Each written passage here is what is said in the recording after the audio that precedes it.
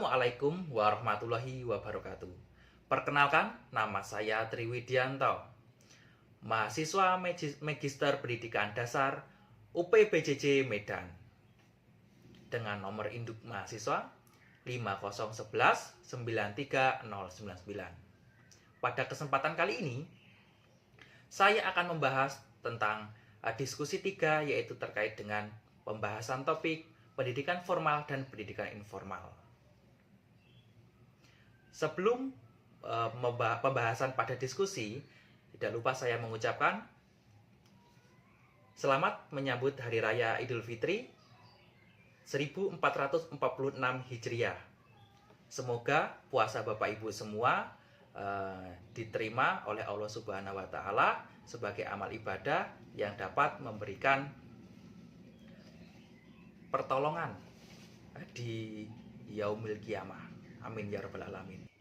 Pendidikan formal dan informal berdasarkan Undang-Undang Nomor 20 Tahun 2003 tentang Sistem Pendidikan Nasional memiliki manfaat yang saling melengkapi dalam mencerdaskan kehidupan bangsa, yaitu mengembangkan potensi peserta didik menjadi manusia beriman, berakhlak, berilmu, dan berdaya saing.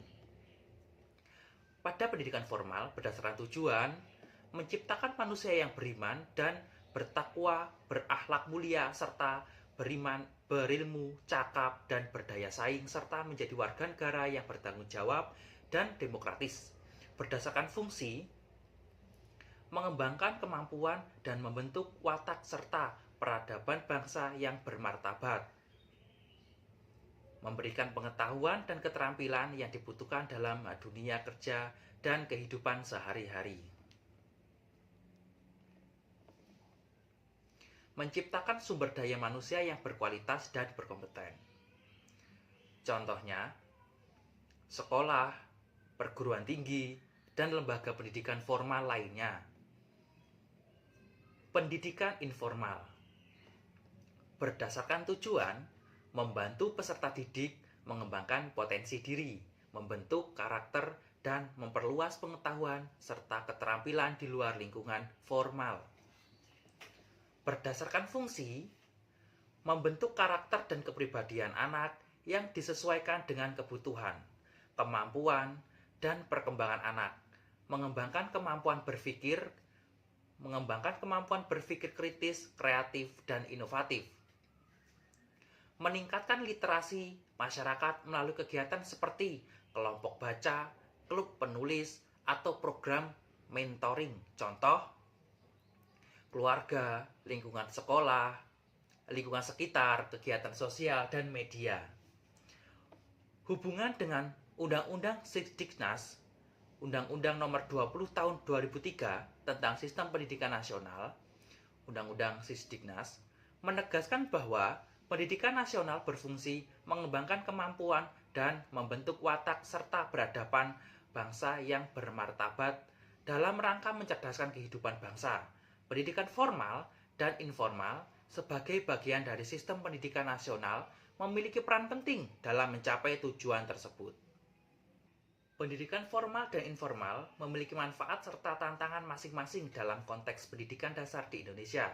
Pendidikan formal membentuk struktur yang jelas, kurikulum yang sistematis, serta sertifikasi akademik yang diakui secara luas, sehingga siswa mendapatkan pendidikan yang terarah.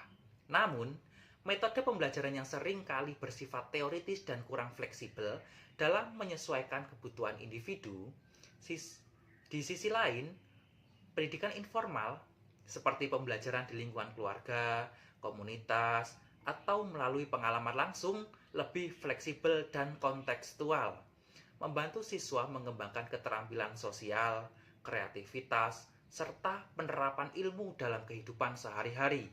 Meskipun demikian, pendidikan informal seringkali tidak memiliki sistem evaluasi yang jelas dan kurang mendapatkan pengakuan akademik.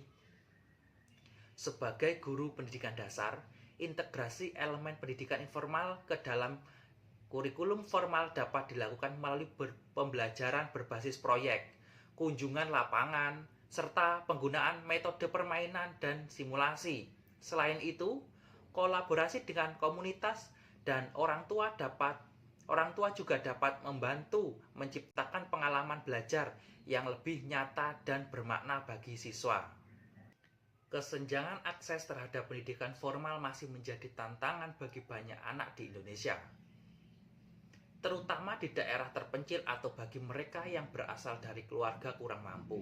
Sebagai guru, salah satu cara untuk mengatasi tantangan ini adalah dengan menerapkan metode pembelajaran yang lebih inklusif seperti penggunaan teknologi untuk pembelajaran jarak jauh, bimbingan belajar gratis di luar jam sekolah, atau program mentoring bagi siswa yang membutuhkan. Selain itu, pendidikan informal dapat dimanfaatkan sebagai sarana untuk melengkapi pembelajaran formal, misalnya dengan mendorong anak-anak untuk belajar dari lingkungan sekitar, kegiatan sosial, atau program berbasis komunitas. Guru juga dapat berperan dalam membangun kesadaran di kalangan orang tua dan masyarakat tentang pentingnya pendidikan, serta menciptakan ruang belajar alternatif seperti perpustakaan, komunitas, atau kelompok belajar. Dengan pendekatan ini, pendidikan informal dapat menjadi pelengkap yang efektif bagi pendidikan formal, memastikan bahwa semua anak, terlepas dari latar belakangnya, memiliki kesempatan yang sama untuk berkembang dan memperoleh keterampilan yang mereka butuhkan dalam kehidupan. Sekian jawaban dari saya mengenai diskusi 3 tentang pendidikan formal dan pendidikan informal. Kurang dan lebihnya saya mohon maaf, saya akhiri. Wassalamualaikum warahmatullahi wabarakatuh. Tabi pun.